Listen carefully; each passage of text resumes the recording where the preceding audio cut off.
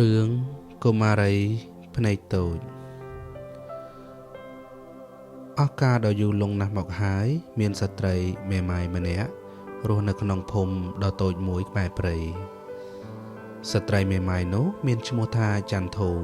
ស់នៅក្រោមដំបូលផ្ទះដ៏តូចជាមួយនឹងកូនស្រីម្នាក់ឈ្មោះភ្នែកតូចនាងជាក្មេងស្រីដ៏ឆ្លៀសវៃរហ័សរហួនឧស្សាហ៍ព្យាយាមហើយមានសុជីវធម៌ល្អនិងចេះជួយយកអាសាអ្នកដទៃនៅក្នុងភូមិលើពីនេះនាងក៏ជាក្មេងចេះស្ដាប់បង្គាប់របស់ម្ដាយបានយ៉ាងល្អជាហេតុធ្វើឲ្យគេស្រឡាញ់និងពេញចិត្តនាងគ្រប់គ្នារៀងរាល់ថ្ងៃនាងតែងតែជួយធ្វើកិច្ចការងារផ្ទះជំនួសម្ដាយផងនិងចូលព្រៃដើម្បីរកបេះបន្លែផ្លែឈើផងទុកសម្រាប់ហូបនិងលក់ខ្លះដើម្បីបានប្រាក់ចាយវាយនៅពេលដែលនាងចូលព្រៃម្ដងសត្វទន្សាយតែងតែមកជួយយកអាសានាងជាហេតុធ្វើឲ្យនាងបេះបានបន្លែផ្លែឈើជាច្រើនភ្នែកទូចនិងសត្វទន្សាយក៏បានคล้ายជាមិត្តភក្តិនឹងគ្នាចាប់ពីពេលនេះតទៅលុះមកដល់ផ្ទះភ្នែកតូចរៀបរាប់ប្រាប់ម្ដាយដោយសេចក្តីរីករាយ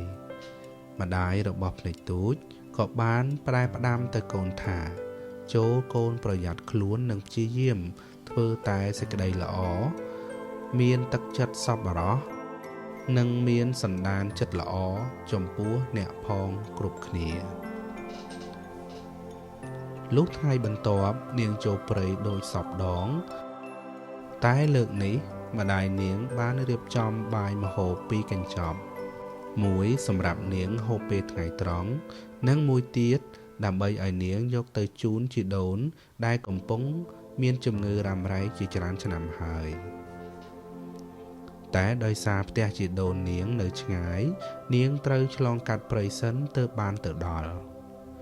នៅពេលដែលនាងកំពុងធ្វើដំណើរឆ្លងកាត់ព្រៃនាងបានបេះផ្លែឈើខ្លះទៅជាមួយដែរនៅពេលដែលនាងដើរបណ្ដើររហូតដល់ពាក់កណ្ដាលផ្លូវនាងបានជួបនឹងពពែស្គរមួយដែលកំពុងដើរមកទាំងអាការៈហេវលហិតលហៃហើយក៏មកដួលនៅចំពីមុខនាងមួយរំពេចនោះពពែស្គរមួយក្បាលនោះក៏បានស្រដីមកនាងទាំងសំឡេងខ្សៅថានាងតូចតើខ្ញុំអាចសុំអ្វីហូបបន្តិចបានទេខ្ញុំអស់កម្លាំងណាស់ខានបានហូបអ្វីអស់ជាច្រើនថ្ងៃមកហើយភ្នែកតូចអាណិតសត្វពពែនោះយ៉ាងខ្លាំងតែនាងក៏មានការសង្ស័យបន្តិចដែរថាហេតុអ្វីបានជាសត្វពពែនៅក្នុងព្រៃដ៏ធំបែបនេះបែរជាគ្មានអ្វីហូបទៅវិញប៉ុន្តែនាងក៏នឹកឃើញដល់ពាក្យសម្ដីម្ដាយរបស់នាងដែលបានអប់រំនាងឲ្យមានចិត្តសន្តោសចំពោះអ្នកផងគ្រប់គ្នានាងក៏បានហុចបាយមួយកញ្ចប់ដែលជាចំណែករបស់នាងផ្ទាល់ទៅឲ្យពពែនោះហូបទៅក្រោយពេលដែលពពែស្គមនោះបានហូបបាយរួចរាល់វាហាក់មានកម្លាំងឡើងវិញវាក៏បានអរគុណកុមារីភ្នែកតូចជាអនេកដែលបានជួយវាហើយវាក៏បានហុចមែកឈើតូចមួយមកកាន់ភ្នែកតូចរួចស្រដីថាមែកឈើនេះប្រហែលជាអាចជួយឯងបានភ្នែកតូចក៏បានទទួលយកមែកឈើនោះរួចបន្តដើរទៅផ្ទះជីដូននៅពេលដែលឃើញភ្នែកតូចកាន់មែកឈើតូចមួយនោះជីដូនរបស់នាងក៏បាននិយាយទៅកាន់នាងទាំងសំឡេងខ្សៅថាចៅស្រីតើចៅស្រីបានមែកឈើនេះមកពីណា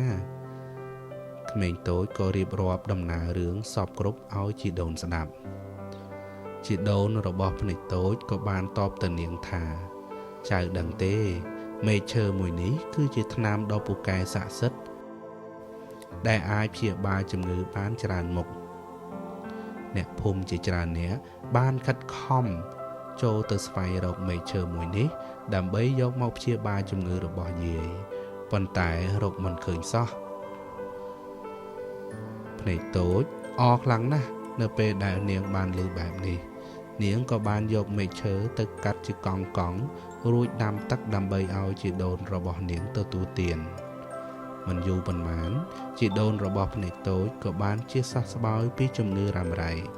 ហើយត្រឡប់មកមានសុខភាពមាំទាំដូចធម្មតាវិញគតិអប់រំក្នុងរឿងនេះធ្វើល្អបានល្អសូមអរគុណ